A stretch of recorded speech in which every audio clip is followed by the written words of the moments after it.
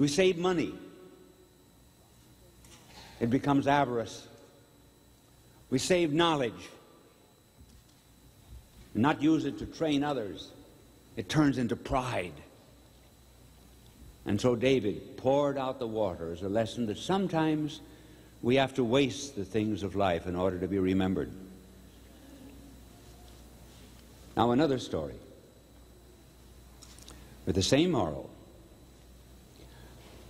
And here we come to the time of our blessed Lord. He was invited into the house of Simon, the Pharisee. The Pharisees were very self-righteous people.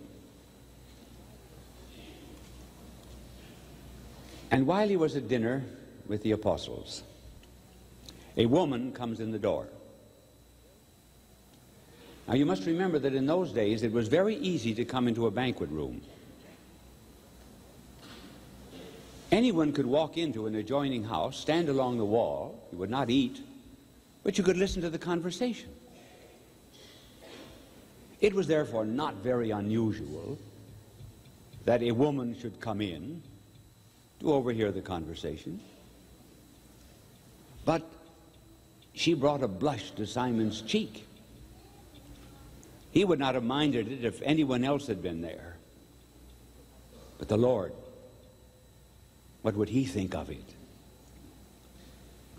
The woman was a sinner. And Simon kept saying within himself, if he only knew what kind of a woman she is. I wonder how he knew.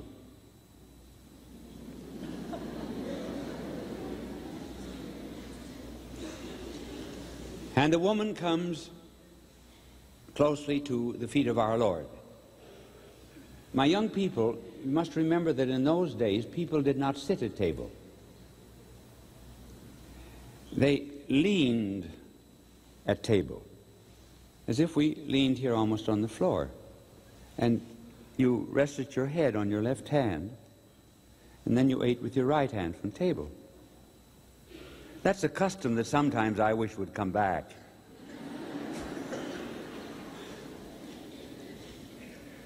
So the woman comes to the feet of our Lord, and she has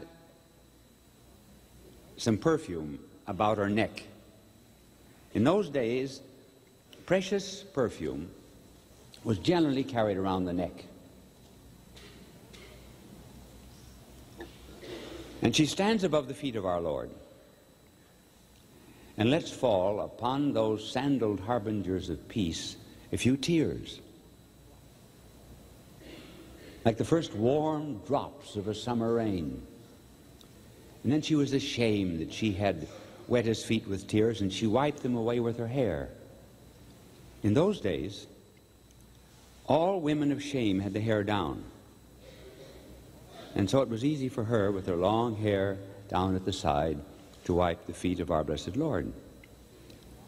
Then she took from about her neck this small vessel of perfume.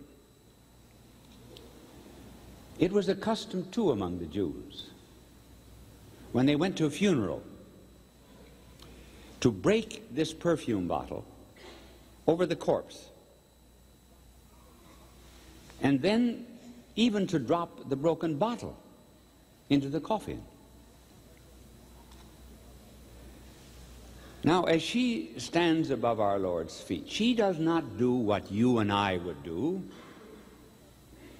You and I would pour it out gently, drop by drop, as if to indicate by the slowness of our giving the generosity of our gift. Not those who really love. She just broke the vessel, gave everything. And the house was filled with perfume, says the gospel. So remember, my dear people, this was no smell number 5.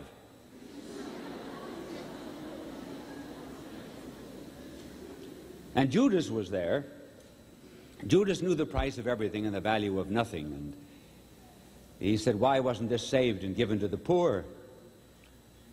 But our blessed Lord spoke in favor of the woman.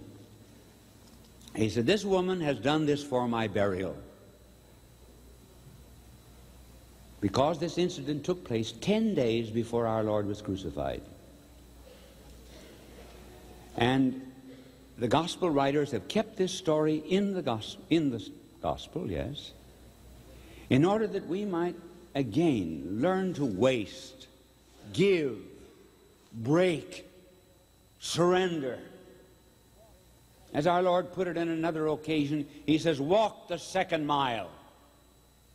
What did he mean by that, walk the second mile? Well, because very often in those days when mail was delivered, suppose they did it here. When mail was delivered, the postman would say, listen, I've got a heavy load today. Here, you take half these letters. And he had the authority to make you walk the extra mile to deliver mail. And that's what our Lord meant. If the postman forces you to walk 1 mile, walk another. And imagine, he also said, if anyone takes your coat, give him your cloak too. Unlimited giving. We would put this in the language of being generous. That bell rings very often, doesn't it?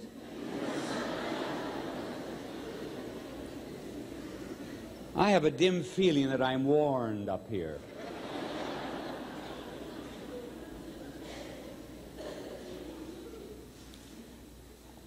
So when anyone asks you to do things, be prepared to do more.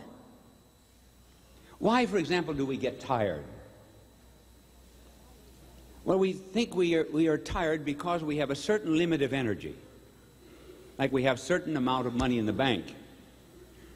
And as that money is spent, or as that energy is used, then we have no more, we're exhausted.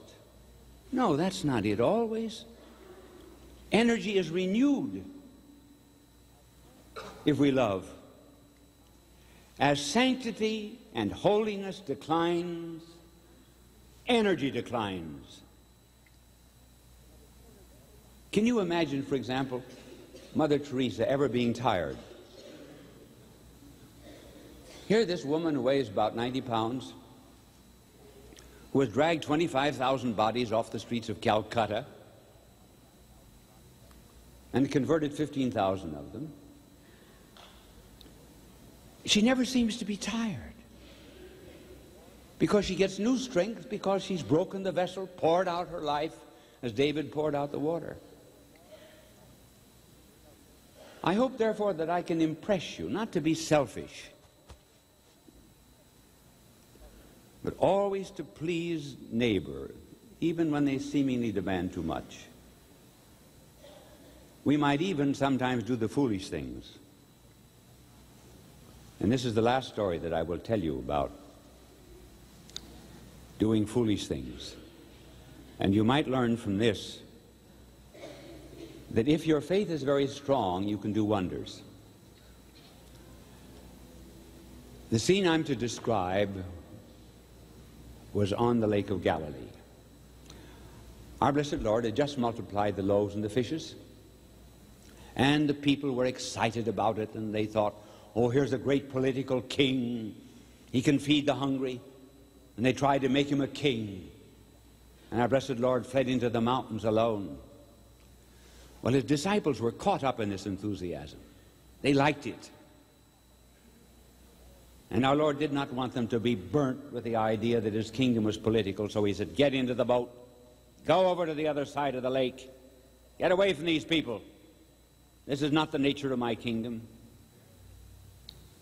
So here's our Lord on a mountaintop, the apostles rowing past midnight in the lake. A storm comes up. They are frightened. Our Lord is praying for them and watching them during the storm. We sometimes think in our trials and difficulties, economic, physical, moral, that the Lord has no concern. That's what they thought too. But he was watching for the opportune moment. And as the apostles were about to despair, our Lord is seen walking on the water toward them.